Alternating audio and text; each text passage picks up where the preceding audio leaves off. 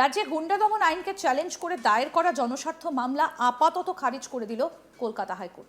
ভারপ্রাপ্ত প্রধান বিচারপতি তপব্রত চক্রবর্তী এবং বিচারপতি পার্থসারথী চট্টোপাধ্যায়ের ডিভিশন বেঞ্চ এদিন জানিয়েছে এই আইন এখনও রাষ্ট্রপতির অনুমোদন পায়নি, সেই কারণে আগাম মামলা শুনতে পারে না আদালত। তবে West Bengal Maintenance of Public Order Amendment Act 1972কে চ্যালেঞ্জ করে যে আবেদন করা হয়েছে সেই বিষয়ে রাজ্যকে 4 সপ্তাহের মধ্যে হলফনামা দিয়ে নিজেদের বক্তব্য জানাতে নির্দেশ দিয়েছে আদালত। মামলাকারীরা পাল্টা 10ই সেপ্টেম্বরের মধ্যে নিজেদের বক্তব্য জানাবে। 16ই সেপ্টেম্বরের হবে এই আবেদনের শুনানি। বৃহস্পতিবার 6ই আগস্ট ভারপ্রাপ্ত প্রধান বিচারপতির বেঞ্চে এই সংক্রান্ত একাধিক জনস্বার্থ মামলা শুনানির জন্য উঠলে ডিভিশন বেঞ্চ জানিয়েছে আপাতত আবেদনগুলো খারিজ করা হচ্ছে। তবে ইতিমধ্যে এই আইন কার্যকর করে যদি কোনো বিজ্ঞপ্তি জারি করা হয় তখন মামলাকারীরা আদালতের দৃষ্টি আকর্ষণ করতে পারবেন। উল্লেখ্য, গত 13ই জুলাই থেকে রাজ্যে গুন্ডা দমন আইন কার্যকর করা হয়েছে বলে ঘোষণা করা হয়।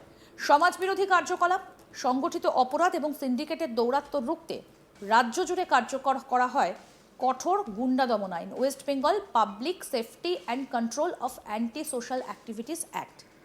এই আইনের বলে কোনো ব্যক্তিকে জননিরাপত্তার জন্য বিপজ্জনক মনে হলে পুলিশ ও প্রশাসন তাকে বিনা বিচারে 1 বছর পর্যন্ত আটক, প্রিভেন্টিভ ডিটেনশন করে রাখতে পারবে। অভিযুক্ত ব্যক্তিদের নির্দিষ্ট কোনো জেলা বা অঞ্চল থেকে 1 বছর পর্যন্ত প্রবেশের নিষেধাজ্ঞা দেওয়ার ক্ষমতা দেওয়া হয়েছে। পাশাপাশি সরকারি বা বেসরকারি সম্পত্তি নষ্ট করলে বা অপরাধমূলক কার্যকলাপের সামনে বেআইনি সম্পত্তি অর্জন করলে তা বাজেয়াপ্ত করার কড়া নিদান রাখা হয়েছে এই আইনে। এই আইনকে চ্যালেঞ্জ করে দায়ের হয়েছিল জনস্বার্থ মামলা। যদিও এখনও এই আইনে রাষ্ট্রপতির অনুমোদন মেলেনি বলে এদিন আদালতে জানিয়েছে রাজ্য সরকার। আমাদের প্রতিনিধি মানস নস্কর কি প্রতিবেদন তুলে ধরেছেন দেখবো এবার। রাজ্যে গুন্ডা দমন আইন এখনও রাষ্ট্রপতির অনুমোদনের অপেক্ষায় রয়েছে। সেই জন্যে এই আইনকে চ্যালেঞ্জ করে দায়ের করা একাধিক জনস্বার্থ মামলা আপাতত খারিজ করে দিয়েছে কলকাতা হাইকোর্ট। কলকাতা হাইকোর্টের ভারপ্রাপ্ত প্রধান বিচারপতি তপব্রত চক্রবর্তী ও বিচারপতি পার্থসারথী চট্টোপাধ্যায়ের ডিভিশন বেঞ্চ জানিয়েছে রাষ্ট্রপতির অনুমোদনের পর যখন এই আইন কার্যকর করা নিয়ে রাজ্য বিজ্ঞপ্তি জারি করবে তখন মামলাকারীরা চাইলে ফের আদালতের দৃষ্টি আকর্ষণ করতে পারবে। তবে আপাতত যেহেতু এখনও এই আইন রাষ্ট্রপতির অনুমোদনের অপেক্ষায় রয়েছে, সেই জন্য আপাতত আগাম আইনকে চ্যালেঞ্জ করে দায়ের করা মামলা শুনতে চাইছে না কলকাতা হাইকোর্ট। সেই জন্য 3টি জনস্বার্থ মামলা খারিজ করে দিয়েছে আদালত। তবে West Bengal Maintenance of Public Order Amendment act 1972, যেটি এই গুন্ডা দমন আইনের একটি অন্যতম অংশ, সেই আইনের ওই অংশকে চ্যালেঞ্জ করে, অ্যাক্টের ওই অংশ চ্যালেঞ্জ করে কলকাতা হাইকোর্টে একটি জনস্বার্থ মামলা দায়ের করেছেন আইনজীবীদের একটি সংগঠন।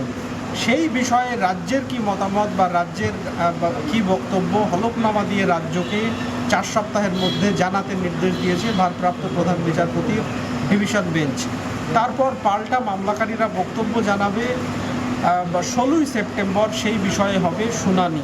তবে আপাতত গুন্ডা দমন আইন কার্যকর করা নিয়ে যে জনস্বার্থ মামলা দায়ের হয়েছিল কলকাতা হাইকোর্টে, 3টি মামলা আপাতত খারিজ করে দিয়েছে কলকাতা হাইকোর্ট।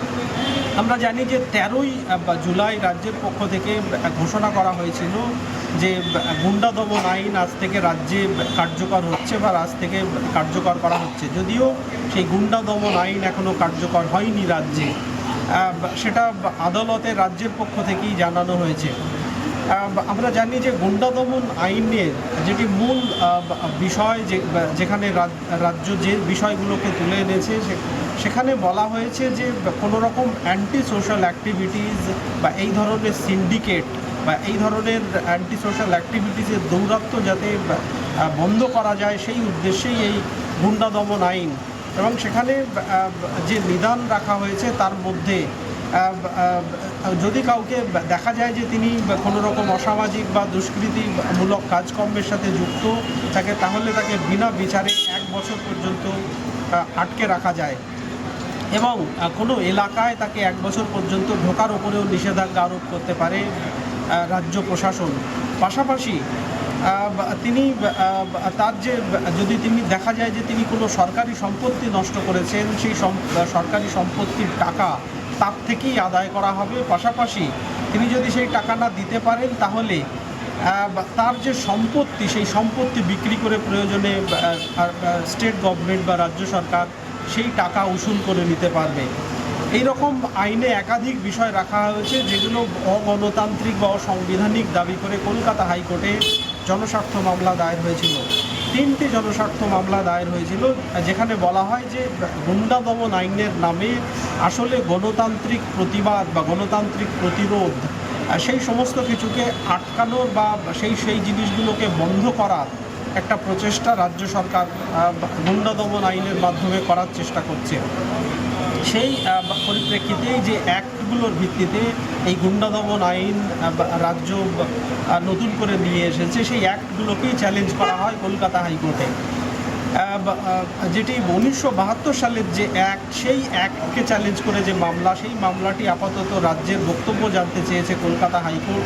তবে সামগ্রিকভাবে গুন্ডা দমন আইন রাজ্যে এখনও কার্যকর হয়নি। গুন্ডা দমন আইন রাষ্ট্রপতির অনুমোদনের অপেক্ষায় রয়েছে বলে রাজ্যের পক্ষ থেকে আদালতে জানানো হয়েছে।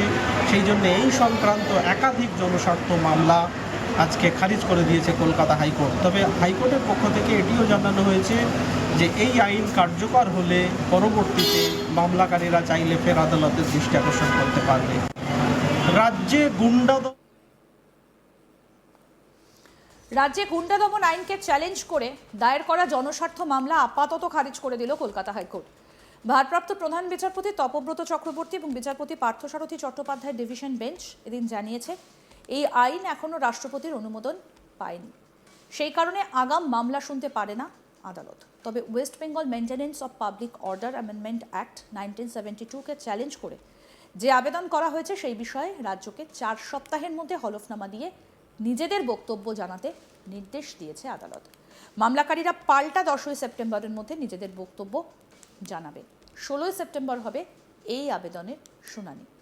বৃহস্পতিবার 6ই আগস্ট ভারপ্রাপ্ত প্রধান বিচারপতির বেঞ্চে এই সংক্রান্ত একাধিক জনস্বার্থ মামলা শুনানির জন্য উঠলে ডিভিশন বেঞ্চ জানিয়েছে আপাতত আবেদনগুলো খারিজ করা হচ্ছে।